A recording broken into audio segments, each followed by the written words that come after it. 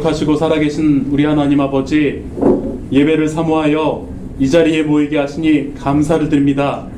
하나님께서는 거룩하시고 또 세상에서 또 우리를 또 거룩해 하시고 하나님의 은혜로 말미암아 또 거듭나게 하셨사오니 하나님 아버지, 우리가 오늘도 이 예배를 성공하여 하나님께 영광 돌리기에 부족함이 없는 거룩한 믿음 있는 성도들 되게 하여 주시옵소서. 아멘. 지혜 있는 5 처녀들과 같이 우리가 준비하게 하시고 또 무화과 나무 아래 나다니엘처럼 오직 하나님만을 바라보는 거룩한 믿음의 성도들 될 수 있도록 하나님께서 역사하시고 인도하여 주시옵소서. 아멘. 우리는 부족하고 부족하여 날마다 세상에서 쓰러질 수밖에 없는 자들이오나 오직 예수의 보혈로 인하여 하나님의 또 거룩한 자녀 되게 하심을 감사를 드립니다. 아멘. 날마다 우리가 예수의 보혈에 힘입는 거룩한 믿음의 심령들 되게 하시고 날마다 그 힘에 힘입어 세상의 빛과 소금이 되는 역할이요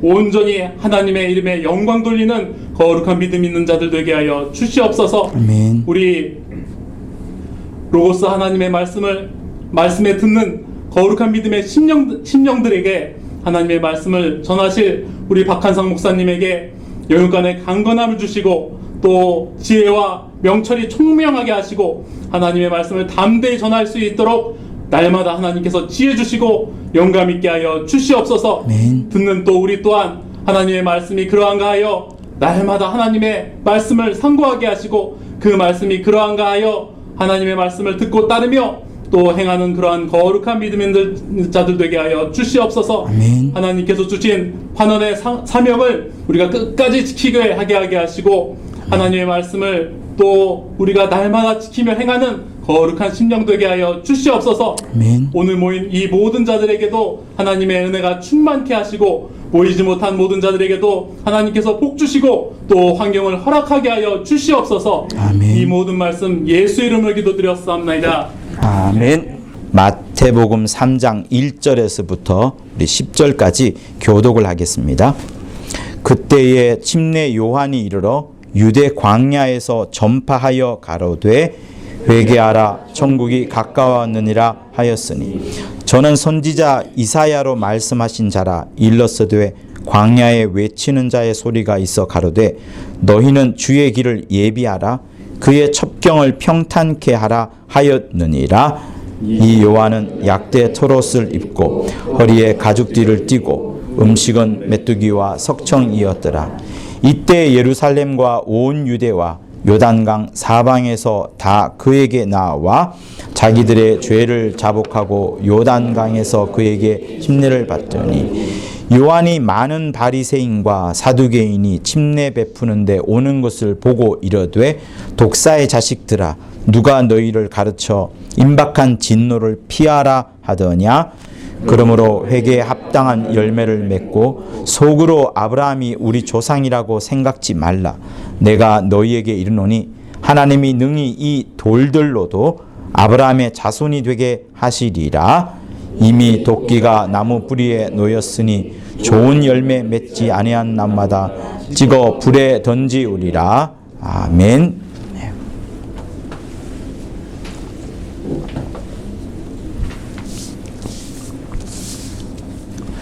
하나님은 말씀이십니다.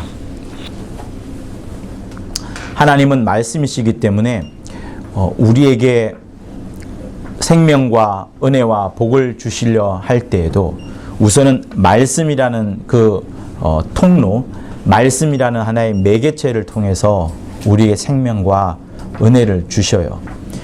2000년 전에 예수께서 이 땅에 오셨습니다. 그전에도 성경은 분명히 내가 아브라함이 있기 전부터 내가 있느니라 하셨고 아브라함이 있기 전부터 내가 있었다라는 과거형을 쓰지 않고 있느니라 하면서 과거에도 또 아브라함 때에도 그 이후에도 그렇게 계속 계셨다라는 말씀으로 있느니라 라고 말씀하시는 거예요.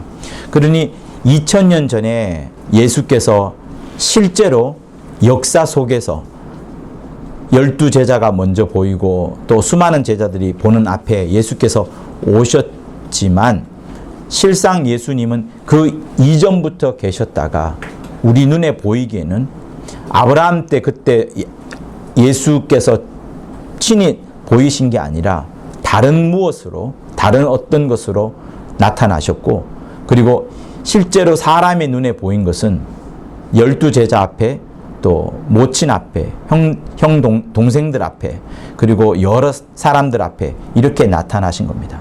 그렇지만 성경은 끊임없이 예수께서 창세 전부터 계셨고, 창세하실 때에 아버지와 함께 하늘을 지으셨고, 그리고 그 이후에 여러 종들과 여러 사람들께 보이시긴 하신 건 아니지만 계셨다는 것을 늘 말씀하시고, 마침내 오신 것은 2000년 전에 오셔서 우리처럼 이런 모양으로 오셨고, 그러면서 피를 흘리시고 죽으시는 모습까지 이 역사 속에 보여주셨습니다.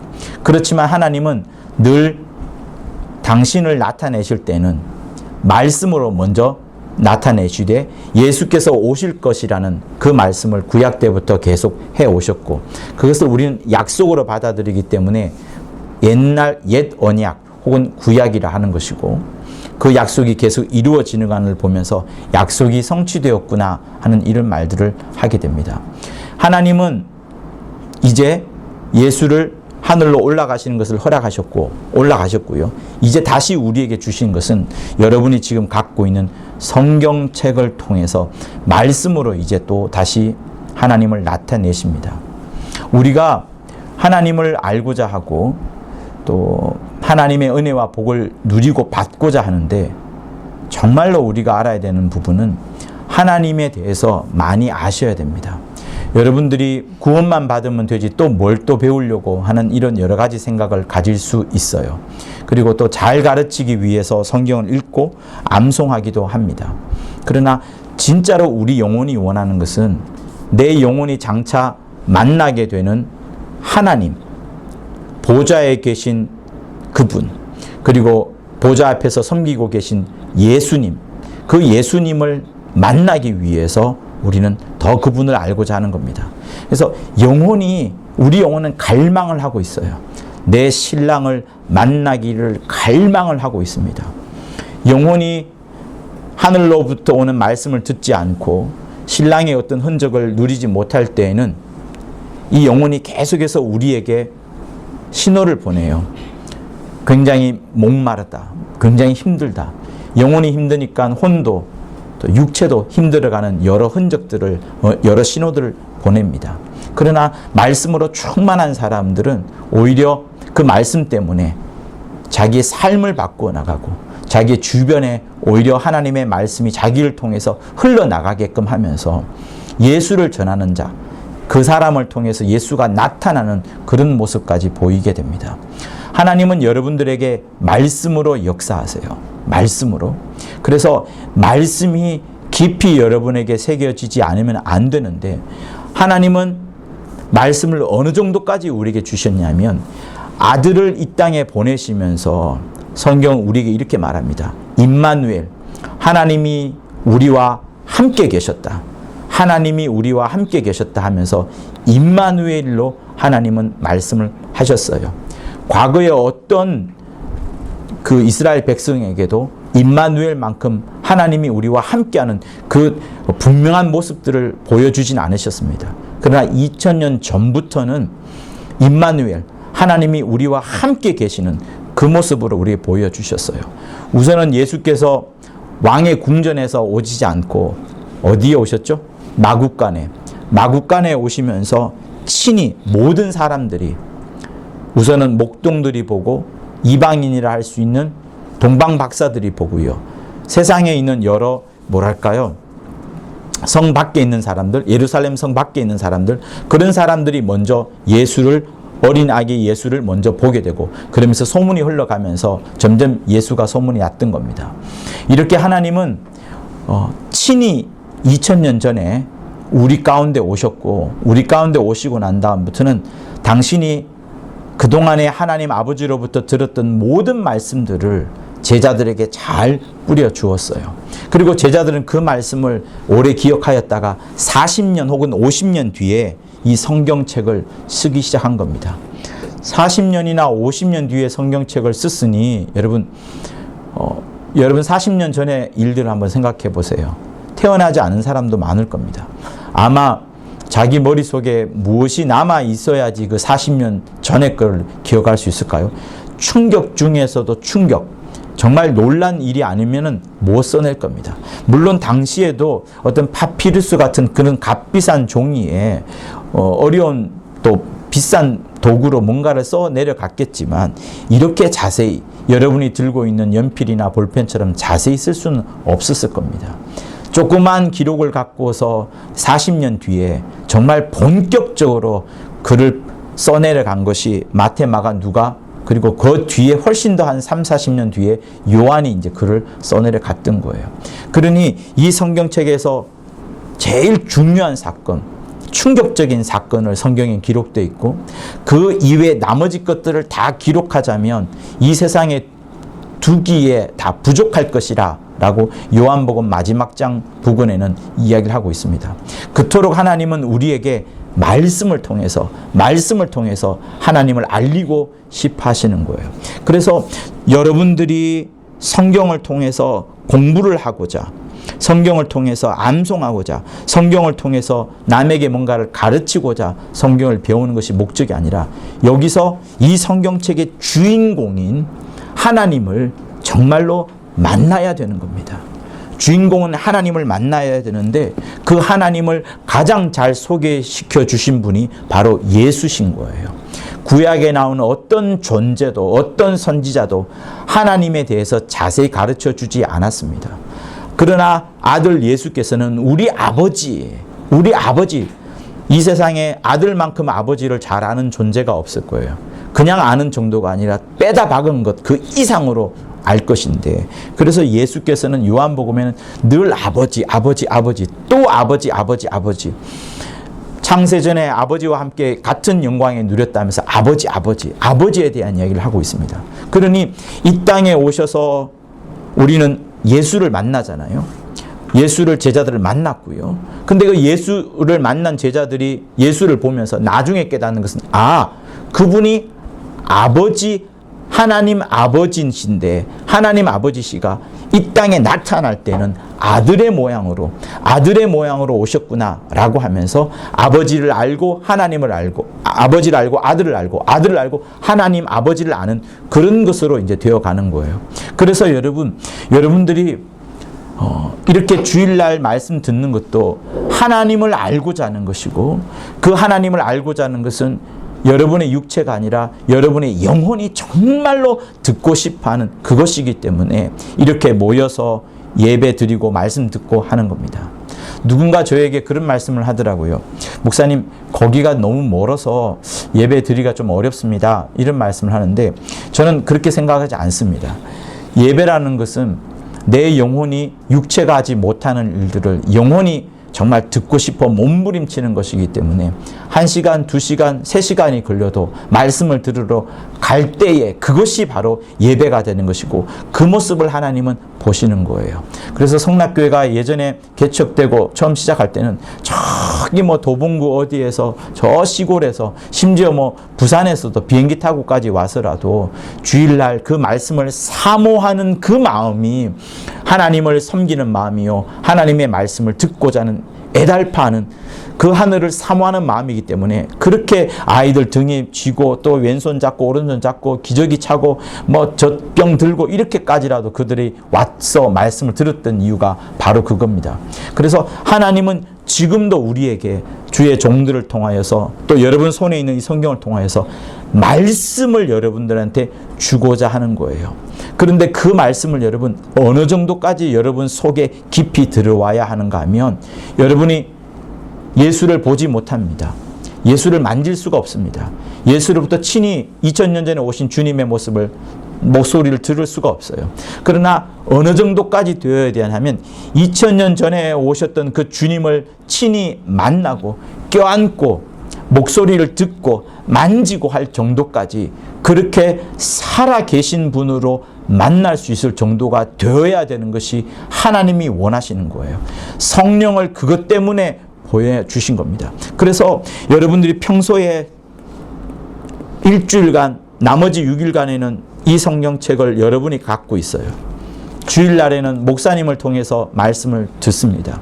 말씀을 들을 때 저 목소리가 하나님의 목소리다라고 할 정도로 그 말씀이 여러분의 가까이 다가와서 하나님의 음성처럼 들려야 되는 게 맞고요.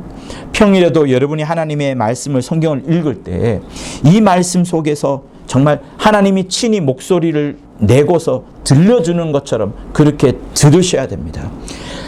훌륭한 주의 종들은 다 그렇게 해서 하나님을 만났고, 그래서 심장 속에서 막 누군가가 소리를 외치는 것처럼 저 먼 광야에서 새소리나 들려오는 그런 것처럼이 아니라 내 심장에서 막 박동하듯이 두근두근하면서 계속 그 목소리를 내는 그것으로 말씀을 들었기 때문에 그들이 나가서 순종하게 되었고, 어떤 핍박과 또 주변에 믿는 사람끼리 어떤 시기와 질투가 있다 하더라도, 또 심지어 나중에는 순교를 해야 될지도 모르는 그 상황 속에서도 그들이 목숨을 당연히 잃을 수 있었던 것은 내가 하나님을 만났기 때문에, 내가 하나님으로부터 그 음성을 들었기 때문에, 내가 하나님으로부터 음성을 듣고 순종을 했더니 수많은 하나님의 약속이 실제로 이루어졌고, 이렇게 하나님을 많이 체험한 것이 있었기 때문에 순교나 핍박이나 어떠한 어려움도 견뎌낼 수 있게 된 겁니다.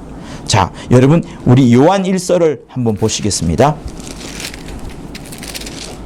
1장을 보실게요.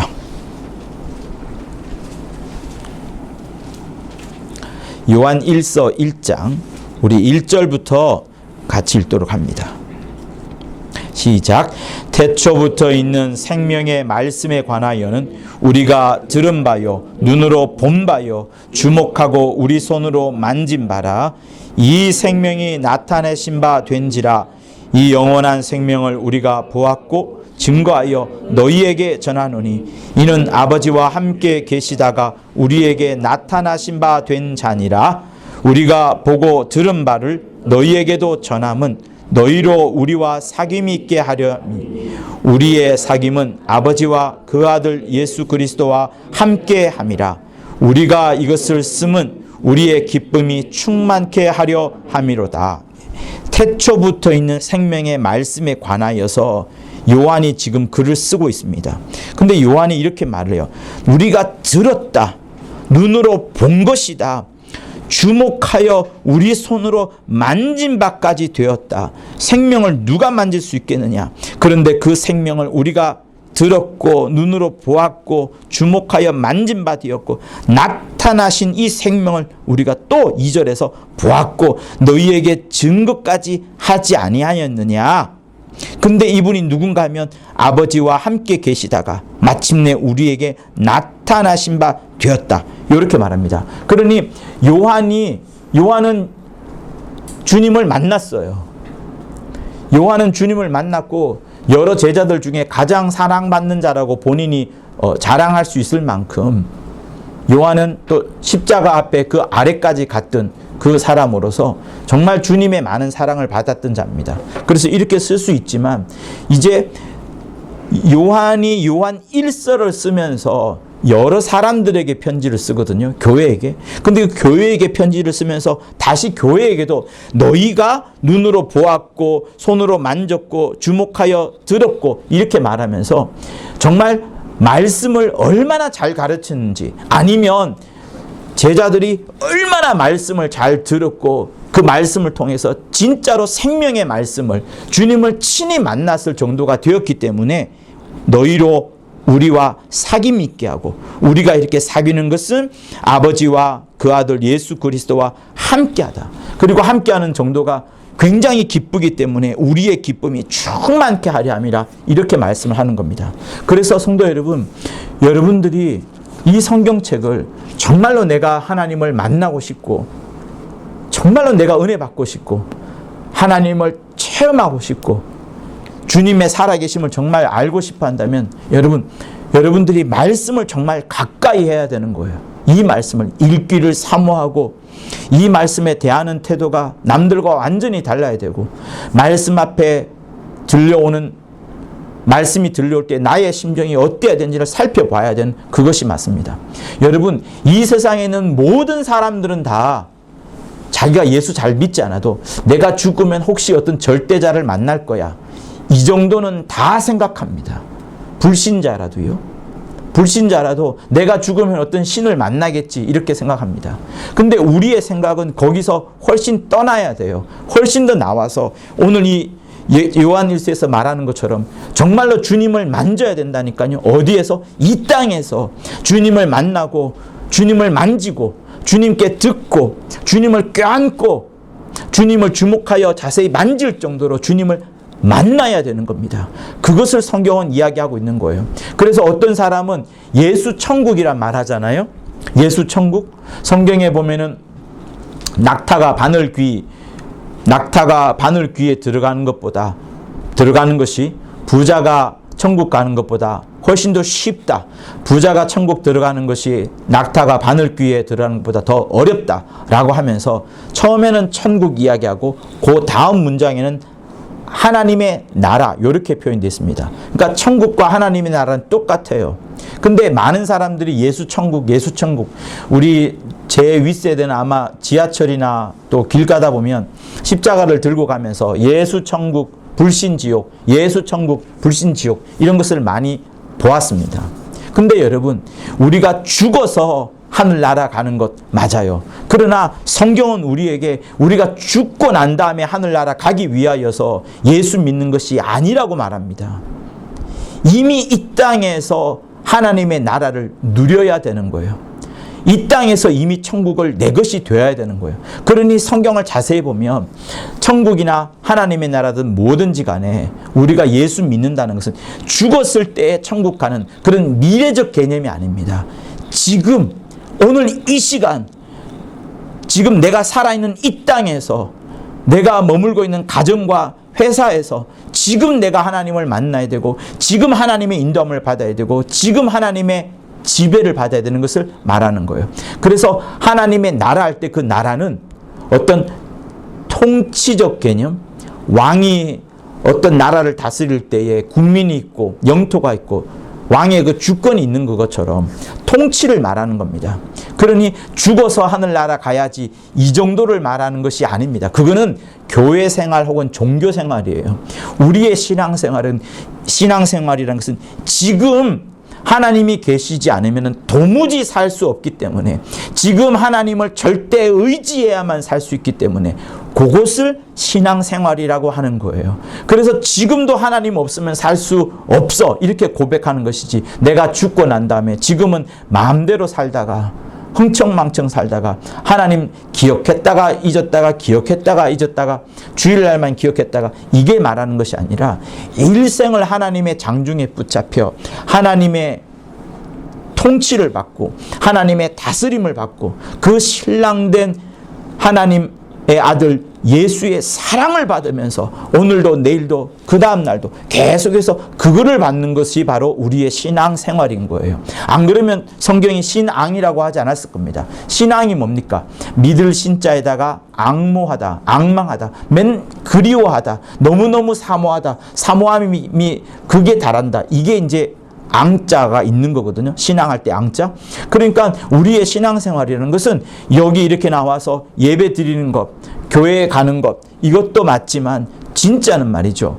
이 교회에 오지 않는다 하더라도 주일이 없다 하더라도 평일에 내가 하나님의 말씀을 가까이 하고 이 말씀을 가까이 할 때 하나님의 살아계심을 정말로 인정하고 그 말씀대로 살려고 몸부림치는 것이 사실 맞는 겁니다. 그래서 여러분들이 정말로 하나님을 만나고 싶잖아요. 하나님의 응답을 받고 싶고 내 삶 가운데 하나님이 살아계심을 정말 체험하고 싶으시면 이 성경을 평소에도 가까이 해야 되는 거예요. 성경을 읽으라 말라 말할 필요조차 없을 정도로 그 사람은 하나님의 말씀을 가까이 하는 자고 이 성경을 어떻게 대우하는지 그는 잘 알게 되는 겁니다. 여러분 오늘 우리는 본문을 마태복음 3장을 읽으면서 침례 요한에 관한 부분을 읽었어요. 그죠? 침례 요한에 관한 부분을 읽었는데 침례 요한이 왜 말이죠? 왜 침례 요한은 예수에게 침례를 주었을까요? 침례 요한은 왜 바리새인과 사두개인에게 그리고 자기에게 오는 사람들에게 침례를 주었을까요? 침례 요한은 어떤 어떤 말씀을 하나님께부터 들었을까요? 오늘 이 본문에는 자세히 나와 있지 않습니다. 그러나 여러분 요한복음을 한번 펼쳐 보시겠습니까?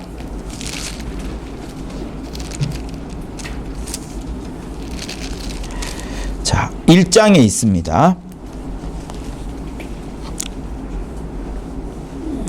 1장 25절과 1장 25절 1장 55절 우선 읽겠습니다. 시작. 또 물어 가로되 내가 만일 그리스도도 아니요 엘리야도 아니요 그 선지자도 아닐진데 어찌하여 침례를 주느냐. 왜 침례 주느냐라고 묻는 거예요. 근데 요한이 26절에서 대답하지 않습니다. 31절을 읽을게요. 시작. 나도 그를 알지 못하였으나 내가 와서 물로 침례를 주는 것은 그를 이스라엘에 나타내려 함이라 하시니라. 예. 그러니까 요한은 보세요. 요한이 이 땅에 와서 여러 사람들한테 침례를 줍니다.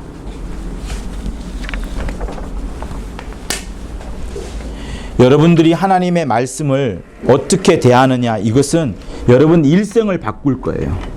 일생을 바꿀 겁니다. 그 일생을 바꾸는 것이 단순한 내 인생의 어떤 그림을 크게 그려내고 내 마음대로 내가 뜻한 세상의 성공을 위해서 바라는 것을 말하는 게 아닙니다. 요한이 이 땅에 와서 계속 침례를 줘요. 요한이 침례를 주는데 요한은 목적이 그겁니다. 사람들에게 침례 주는 그 자체가 목적인 것이 아니라 예수를 드러내는 거예요. 예수를 나타내는 거예요. 그러니까 제가 침례 요한이란다면 제 앞에 누구든지 올 때마다 침례를 줍니다. 침례를 주는데 어느 순간 예수라는 분을 나타낼 수 있기 때문에, 예수라는 분을 나타낼 수 있는 다른 어떤 방법도 당시에는 없었는데 유독 침례 요한에게 명령하기를 하나님께서 너는 계속 안수를 주고 침례를 줘라. 그러다가 침례를 주다가 어느 순간 그 자 위에 성령이 비둘기처럼 임하고 내가 신호를 보낼 건데 그 자가 바로 너희에게 너희 온 사람에게 물과 성령으로 침례를 줄 자라는 것을 알려준다, 이렇게 하시면서 요한은 계속해서 침례 주는 게 목적이었어요. 그래서 침례 요한은 오늘 여러분들 읽었던 본문에 누구를 침례 줍니까? 보세요. 자, 5절에 보면 예루살렘과 온 유대와 요단강 사방에서 다 그에게 나와 자기들의 죄를 자복하고 요단강에서 그에게 침례를 받더니, 여러 사람들이 나옵니다. 침례 요한 앞에 여러 사람들이 나와요. 여러 사람들이 나와서, 그죠? 사람들이 와서 침례 요한 앞에서 죄를 자복하고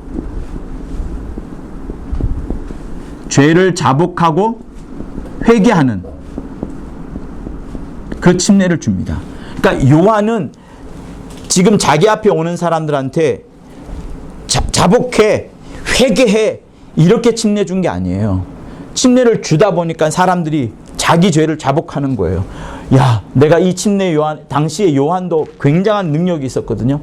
이렇게 하나님의 선지자가 분명한 이 사람한테 가서 요단강에 가서 정말 나는 내 죄를 회개해야 되겠다, 자복해야 되겠다, 그러면서 하나님을 더 가까이 만나고 싶다 하면서 여러 사람들이 와서 침례 요한 앞에서 죄를 자복하고 회개하는 사람들이 많았어요.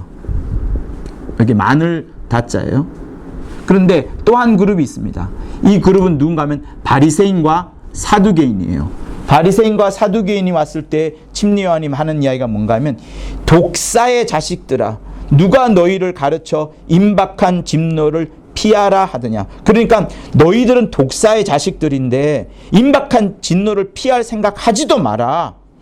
너는 아브라함이 네 조상이라고 그렇게 마음 편하게 있지 마라. 심지어 돌들로도 아브라함의 자손이 충분히 되게 할 수 있다. 도끼가 나무 뿌리에 놓였으니까 이제 나무 뿌리에 꽂혀있는 도끼를 뽑아버리면 바로 떨어질 것이니까 너희들은 큰일 났다 라고 말하면서 바리새인과 사두개인들에게는 침례를 오히려 주지 않았습니다. 보세요. 요한이 요단강에서 얼마나 많은 침례를 줬으면 침례라는 말을 붙일 정도로 계속 침례를 줬겠어요.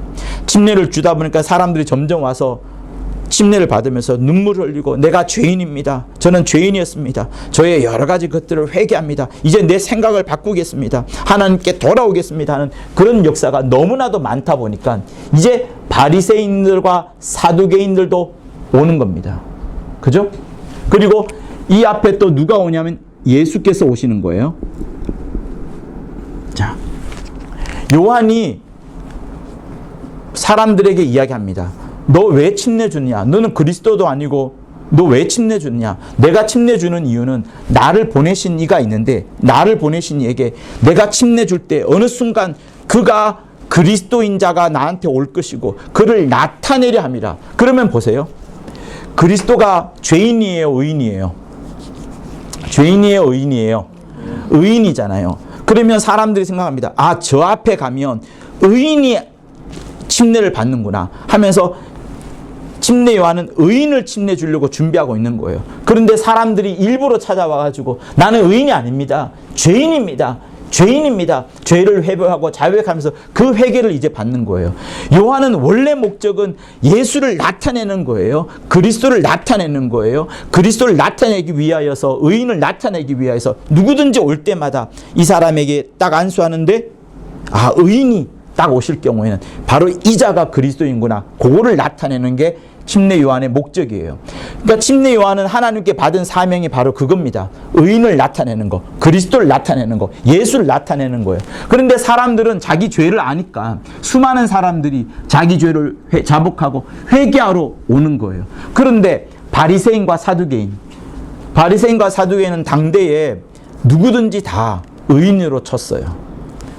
사두개인은 조상 때부터 굉장한 믿음을 가졌던 어떤 제사장의 가문, 또 어떤 가문이 굉장한 사람들입니다. 그러니까 여기는 태생적으로 사람들이 의인이라 쳐주고 세상에 복을 많이 받아서 돈도 많은 사람들이고 돈도 막 성전 짓는데 막 넣어주고 희생해주던 그런 사람들이다 보니까 태생적으로 사두개인은 아, 의인입니다. 사람들이 이렇게 칭송해준 자였고, 바리새인 같은 경우에는 누구보다도 성경을 많이 알고 성경대로 살려고 율법을 지키려고 노력했던 엄청난 그룹들이거든요. 사두개인들과 바리새인들이 서로 쌍벽을 이뤘어요. 그러나 실상은 바리새인들이 어떤 행위적인 면에서 뛰어났기 때문에 이 사람들을 더 의인으로 쳐줬습니다. 어쨌든 바리새인과 사두개인 다 의인으로 쳐졌는데 이 사람들이 생각하는 거, 야, 나 정도면은 정말 사람들한테 의인으로 취급받았으니까 나 정도면은 의인으로 이제 딱 드러나겠지? 그래서 요한한테 가려고 머뭇 하는데 요한이 먼저 하는 거예요. 네가 무슨 의인이냐? 독사의 자식이다. 너희는 아무것도 아니다. 이렇게 말할 정도로 요한이 보기에는 이들은 아무것도 아닌 겁니다. 오히려 이 사람들은 독사의 자식으로서 회개는 그냥 아무것도 못하는 그런 지경이 되는 거예요. 근데 어느 순간 계속 이렇게 사람들이 올 때마다 물속에 들어가려 하고 그러면서 죄를 막 자복하고 회개하는데 하려고 하는데 어느 순간 어떤 사람이 오는 거예요. 남루한 사람이 와서 딱 앞에 섰는데 도무지 자기가 보기에도 죄를 자복할 만한 그게 보이지 않고 의인으로 딱 보여지는 겁니다. 계속 하나님이 맡기신 일을 침례 요한이 하는 중에 어느 한 분을 딱 오셨는데 이분을 보니까 성령이 뒤에서 막 임하고 있고 빛이 확 나고 이러니까 드디어 자기가 해야 될 그 일을 알게 되었다면서 딱 눈을 들어보니 예수신 거예요. 그래서 이분에게 죄를 자복하라 이런 말 할 수도 없고 이 독사의 자식이라 말할 수도 없고 오히려 이제 자기가 죄인인 게 이제 드러나잖아요. 이분이 워낙 의인이니까 침례 요한이 이 많은 사람들 앞에서 거의 의인 취급을 받고 선지자 취급을 받고 뛰어난 사람이었는데 이렇게 뛰어난 사람이 예수가 이제 딱 오니까 죄를 자복할 필요도 없는 오히려 우리 죄를 사해 주시는 그런 분이요. 정말 하나님의 보내신 어린 양처럼 보여지고 엄청난 영광이 있고 성령이 그 뒤에서 막 역사하시다 보니까 침례 요한이 내가 오히려 당신께 무료 침례를 받아야 되는데 어떻게 나한테 침례를 받으러 옵니까? 안 됩니다 말할 정도로 그렇게 침례 요한이 했던 거예요. 그런데 예수께서 아니다. 내가 침례를 받아야지 하나님의 의가 이루어진다 하면서 예수께서 침례요한에게 침례를 받았던 거예요. 그러니 여러분, 이 사람 그 이후에 침례요한은 예수에게 침례를 줌으로 인해서 다 한 겁니다. 그의 모든 삶은 다 해버린 거예요. 이 이후에 침례요한이 타락해도 되고요, 죄를 지어도 되고요, 침례요한이 뭐 나쁜 짓을 해도 아무 상관없어요. 하나님의 침례요한을 향한 뜻은 예수를 나타내고 예수를 드러내는 거예요. 예수께서 이때 침례를 받으심으로 인하여서 그때부터 공생애가 시작되거든요. 공생애를 시작하기 위하여서 이제 광야로 가서 40일 금식을 하게 되고, 그때부터 이제 막 귀신, 마귀가 공생애를 시작하는 그 광야에서 마귀를 만나고 그 이후에 수많은 귀신들이 막 떠나가는 그런 일이 일어나면서부터 공생애가 시작이 됩니다. 그러니 침례 요한이 예수에게 반드시 침례를 줘야 되고, 예수께서도 침례 요한에게 침례를 받아야지만 그때부터 시작이 되는 거예요. 하나님의 의가, 하나님의 뜻이 시작이 되는 거예요. 하나님의 일하심이 이때부터 시작이 되는 거예요. 그러니 이 침례 요한은 자기 머릿속에 이제 예수에게 침례를 줬기 때문에 모든 것이 끝나는 겁니다. 요한이 받았던 이야기는 단 한마디밖에 없어요. 너는 침례를 주라. 그가 나타나실 때까지 침례를 주라. 요 한마디 말을 듣고 평생을 살다가 마지막에는 그건 누굽니까? 헤롯에게 목이 잘려서 죽지 않나요? 하나님은 멋지게 데려가신 거예요. 목을 잘라가면서까지 우리 눈에 보기에는 굉장히 처참하지만, 그러나 가장 영광스러운 모습으로 순교자의 반열에 이를 수 있도록 침례 요한을 하나님이 쓰신 겁니다. 그러나 무엇보다도 침례 요한이 가장 잘한 일은 많은 사람들에게 죄를 자복하도록 침례 준 것도 아니고, 독사의 자식들이라 말하면서 바리새인과 사두개인을 꾸짖은 것도 아니고, 단 한순간 예수를 침례 주는 그것으로서 침례 요한은 역할을 다 한 거예요. 근데 요한이 언제 그런 말씀을 들었을까요? 잘 모릅니다. 그렇지만 우리가 알고 있는 것은 요한은 한마디의 하나님의 말씀을 듣고 순종하면서 이 역사가 나타났던 거예요. 여러분들도 정말 하나님을 만나고 싶고 하나님 앞에 쓰임을 받고 싶고 하나님의 역사 가운데 정말 머물러야 되지 않겠습니까? 그냥 세상을 살아가다가 하나님 한 번도 만나지 않고 그냥 방언하고 조금 병 고치고 좀 축사 좀 하고 이 정도로 여러분 하나님을 만난 것으로 끝내고 말 것입니까? 아닙니다. 모든 사람에게 하나님이 원하시는 소원이 있어요. 이 사람이 하기 싫어하면 반드시 하나님은 이 사람을 통해서 역사하십니다. 요한계시록에 여러 교회가 나오지만 그 교회에 이 교회가 하지 않으면 이 교회를 통해서 하나님은 역사를 이루어 가시는 거예요. 하나님은 조금도 손해보지 않습니다. 그래서 하나님은 여러분의 의지를 쓰세요. 이 사람이 이 일로 하나님을 영광스럽게 싶어하는데 이 일이 아니라 이거 멈추게끔 하고 다른 일로 통해서 하지 않으시는 거예요. 보세요. 우리 로이집 교회에 피아노 치는 분들이 있습니다. 피아노 못 치는 제가 우리 딸에게 피아노 치라 하면 이게 말이 되냐는 거예요. 몇 년에 흘러가야 되겠죠. 그럴 필요 없어요. 하나님은 그 사람이 가장 잘하는 일로 통하여서 그 사람에게 사명을 주고 그 교회를 세워나가고 온 교회를 세워나가고 하나님의 역사를 이루어가도록 하십니다. 여러분들이 정말로 하나님의 말씀대로 살려고 몸부림을 치려 한다면 하나님은 그대로 역사하시는 거예요. 그때 여러분들이 그 하나님의 음성을 듣고 딱 그것을 자기의 선택으로 삼으시고 선택을 넘어서 의지로 삼으시고 그때 역사할 때 하나님은 엄청난 것을 보여주십니다.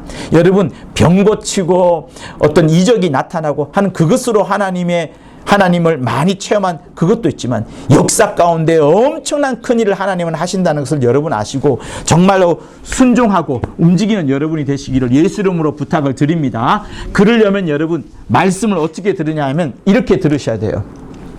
로고스로. 자, 요한계시록을 한번 보도록 하겠습니다. 19장을 한번 펼쳐보세요.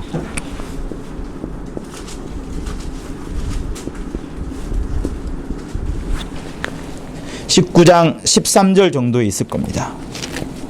요한계시록 19장 13절. 네, 우리 같이 읽도록 합니다. 시작. 또 그가 피 뿌린 옷을 입었는데 그 이름은 하나님의 말씀이라 칭하더라. 예수께서 피 뿌린 옷을 입고 있습니다. 근데 그것이 하나님의 말씀이라 하는 거예요. 그러니까 이 로고스는 피 뿌린 옷이에요. 피가 뿌려져 있고요. 그리고 하나님의 말씀이라 해요.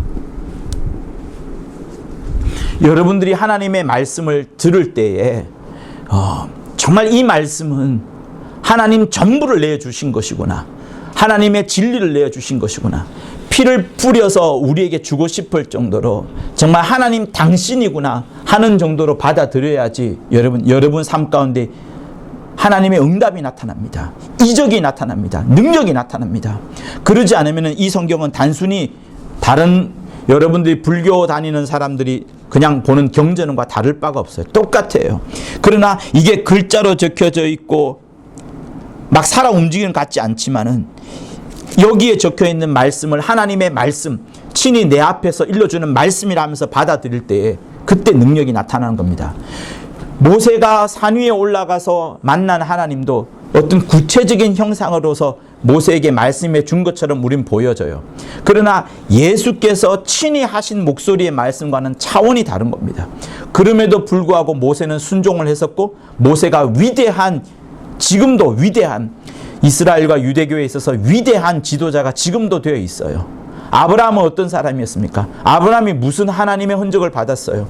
당대에 수많은 우상들이 있었지만 아브라함에게 하나님이 찾아가셔서 너는 땅을 떠나라. 그리고 내가 지시할 땅이 있을 테니까 어디로 가라 하지도 않았습니다. 앞으로 지시할 테니까 앞으로 지시할 땅으로 가라. 이렇게 하면서 굉장히 막연하게 말씀을 하셨어요. 그렇지만 요한은 그 말씀대로 그대로 움직였더니 하나님께서 이게 바로 진짜 믿음이다. 이게 바로 진짜 의다. 이렇게 말씀하셨어요. 그러니 여러분 잘 보면 아브라함이 뭘 한 거 있어? 라고 말할 수 있지만 이렇게 보면 됩니다. 바리새인들은 율법에 적혀 있는 대로 하라 하라 하라 말라 말라 이렇게 말하거든요. 자, 356이 있고 248이 있습니다. 365일 동안 말라 계명이 있고요. 248개 여러분의 뼈, 신체, 조직 뭐 이런 여러 가지 다 기관들을 248개 뼈, 조직과 뭐 기관 이렇게 될 거예요. 248개 하라 요렇게 계명이 있습니다. 이게 율법이에요. 율법의 말라 계명이 356이고 하라 계명이 248이에요. 이렇게 많은 계명들이 있습니다. 요거 지키면 된다라고 유대인들은 생각하고 바리새인들이 이거에 몰두해 있었습니다. 그러나 하나님은 이걸 원하지 않으세요. 이런 계명 지키는 수준이 아니라 억지로 강요에 따라서 법 때문에 하는 것이 아니라 아까 아브라함이 했던 것처럼 너 고기를 떠나라. 떠나서 내가 지시할 땅으로 계속 지시한다는 말씀이에요. 내일도 모레도 계속 지시할 테니까 그곳을 따라 그냥 순종해라. 그러니까 이거는 억지로 강요를 하는 것이지만 아브라함이 했던 것은 기쁨으로 했다는 거예요. 기쁨과 즐거움으로.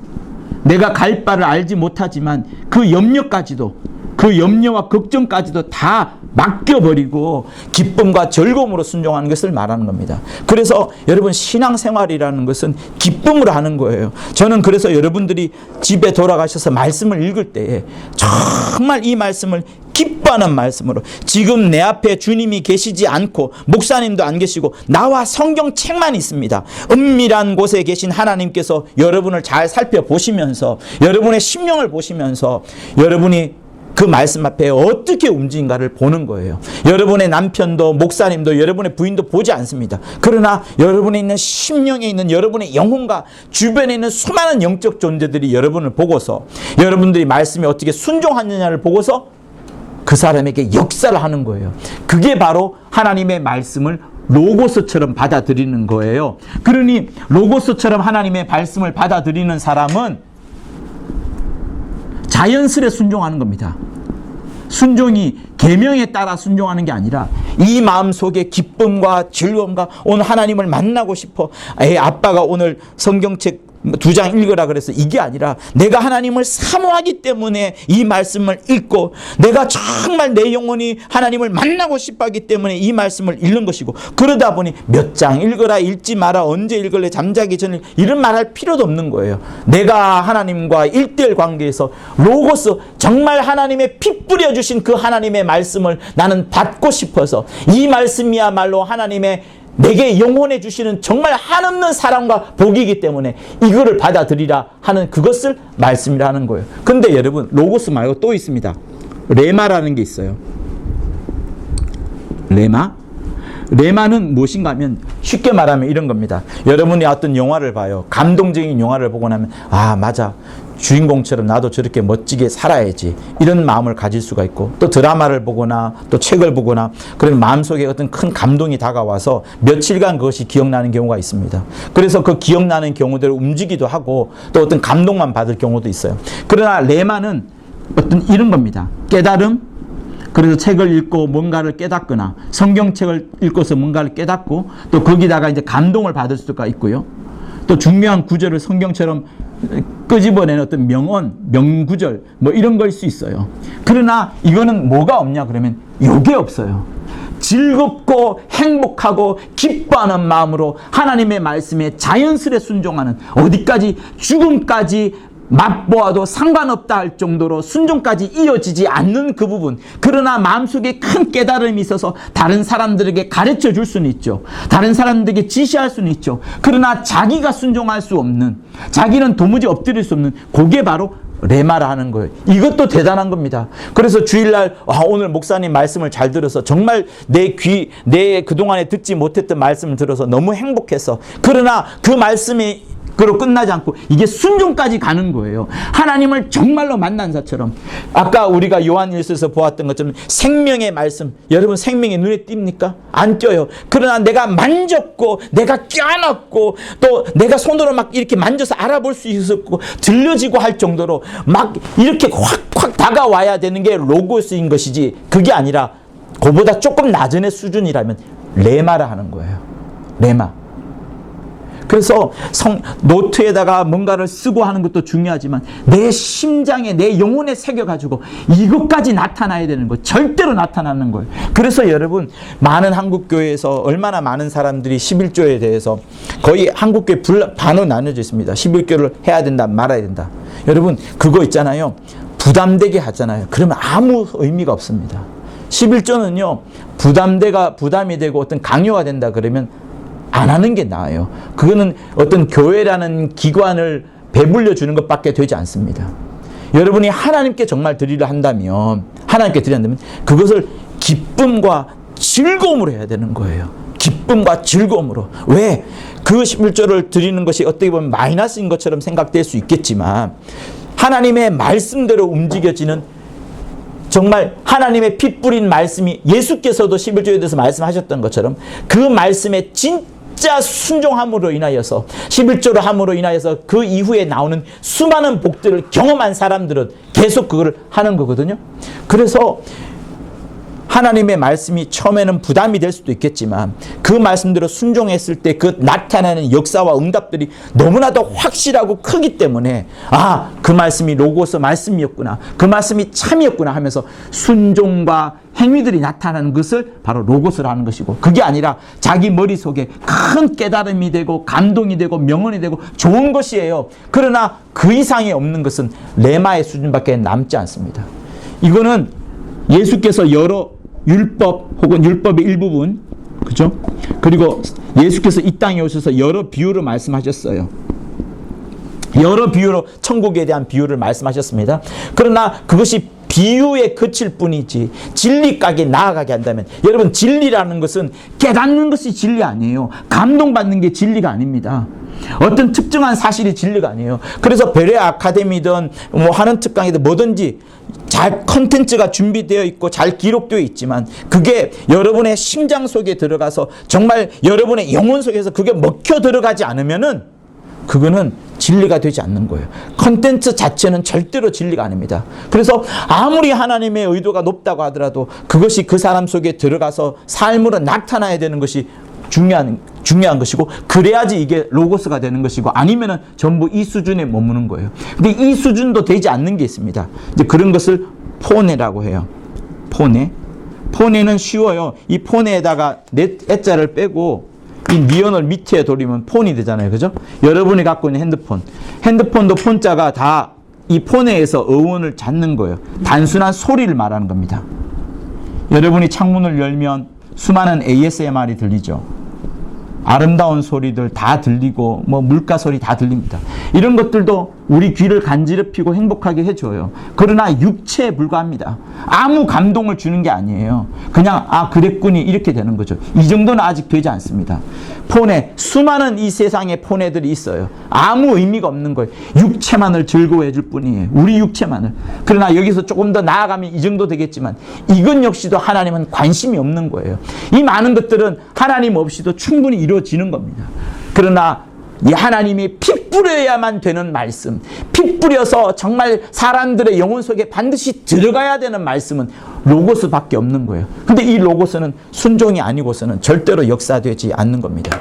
그래서 요한이 하나님의 말씀을 그렇게 받아들였던 거예요. 나는 뭘 해야 될지 모르겠지만 광야에서 석청 먹고 옷도 이상한 옷도 입어야 되지만 내가 해야 될 일은 어쨌든 계속해서 침례를 주다 보면 마침내 의인이신 그리스도인 예수가 올 것인데 그때까지는 뭘 해야 될지 모르지만 계속 했던 것, 그게 바로 로고스로서 역사했던 거예요. 자기 머릿속에 하나님의 말씀이 들어와서 그것 지키려고 목숨을 지켜냈던 것처럼.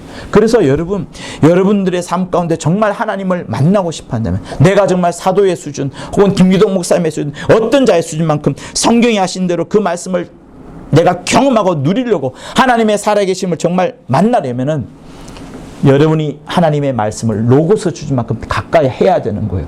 그러려면 주일날 설교 잘 듣는 것도 필요하고요. 이건 하루입니다.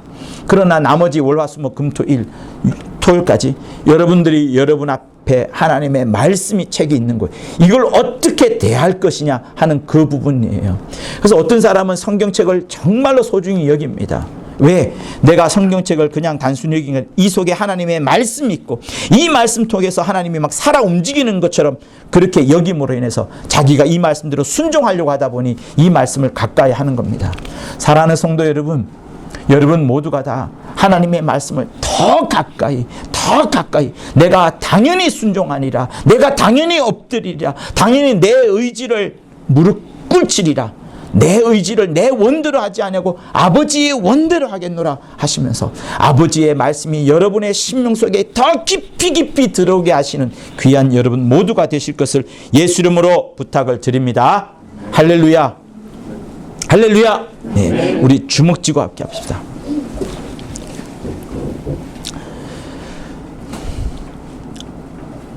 말씀이 내게 생명이 되게 하자. 말씀이 내게 생명이 되게 하자. 3번 합니다. 시작. 말씀이 생명이 되게 하자.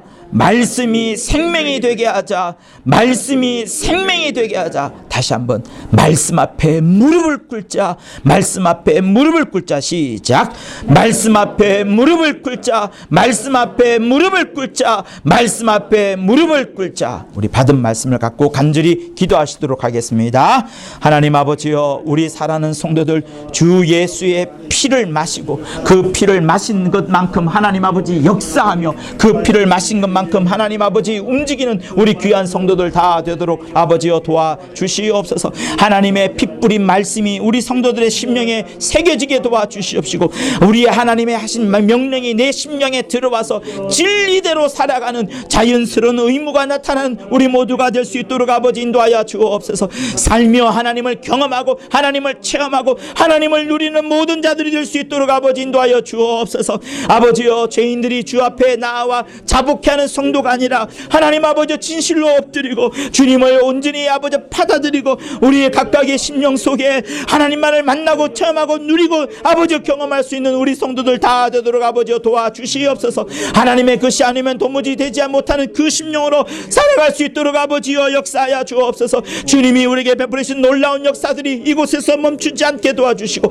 하나님의 말씀이 우리 심령 가운데 역사되어지며 나타날 수 있도록 아버지여 도와주시옵소서. 하나님 아버지, 하나님의 말씀을 로고스처럼 깊이 새기고 순종하였던 침례 요한처럼 우리도 살아가며 정말 침례 요한이 주님을 만나고서 깜짝 놀라서 일생을 바꾸었던 것처럼 우리도 우리 눈앞에 있는 이 성경책, 그 속에 있는 하나님의 말씀, 그 말씀 속에 살아 움직이는 하나님 당신을 진실로 만나는 우리 모든 성도가 되도록 역사하여 주시옵소서. 세상의 어떤 것보다도 하나님을 만남으로 복과 생명을 누릴 뿐만 아니라 세상의 모든 즐거움이 다 덧없다 필요 없다 할 정도로 큰 믿음을 체험하는 저들 되도록 역사하여 주시옵소서. 하나님은 지금도 하늘에서 역사하시며 우리에게 생명과 은혜를 주시려고 하시오니 이 시간 아멘하며 순종하는 자들에게 로고스의 깊은 말씀을 주사 하나님을 만나고 체험하고 경험하는 자들 다 될 수 있도록 인도하여 주시옵소서. 진실로 주님을 많이 사랑하는 온 교회 성도들이 되게 도와주옵소서. 예수 이름으로 기도합니다. 네, 우리 377장 부르시겠습니다. 말씀 따라가고 예수 따라가는 마음으로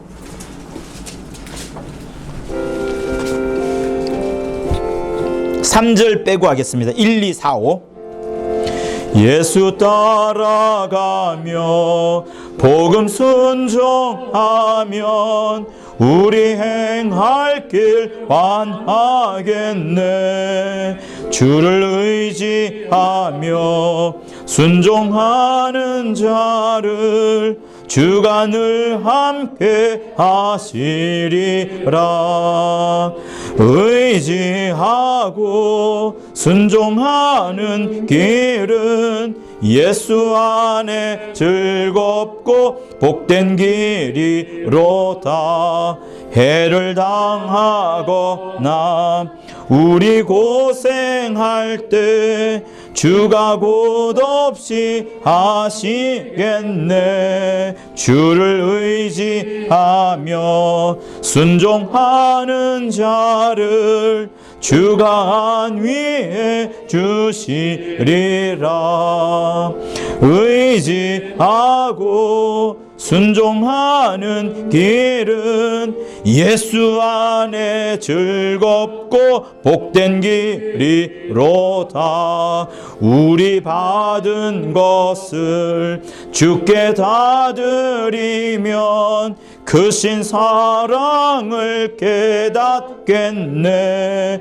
주를 의지하며 순종하는 자를 은혜 풍성케 하시리라. 의지하고 순종하는 길은 예수 안에 즐겁고 복된 길이로다. 주의 힘을 입어 말씀 잘 배우고 주를 모시고 살아가세. 주를 의지하고 순종하면 주가 사랑해 주시리라. 의지하고 순종하는 길은 예수 안에 즐겁고 복된 길이로다. 주님을 철저히 의지하고 하나님의 말씀에 순종함으로써 예수 안에 즐겁고 복된 길이 늘늘 따라오는 여러분의 삶이 되기를 예수 이름으로 축원합니다. 이제는 우리 주 예수 그리스도의 은혜와 하나님 아버지의 극진하신 사랑과 성령의 감화와 감동 교통케 하심이 오직 하나님의 말씀에 부종하고 말씀을 의지하고 말씀을 붙잡으려 하는 우리 성도들 위해 영원토록 함께 있을지어다. 아멘. 하나님 아버지, 하나님의 말씀에 순종하고 로고스의 말씀에 붙잡고 로고스의 말씀을 정말 알고자 하는 저들 다 되도록 도와주시옵소서. 우리 함께 기도하시겠습니다.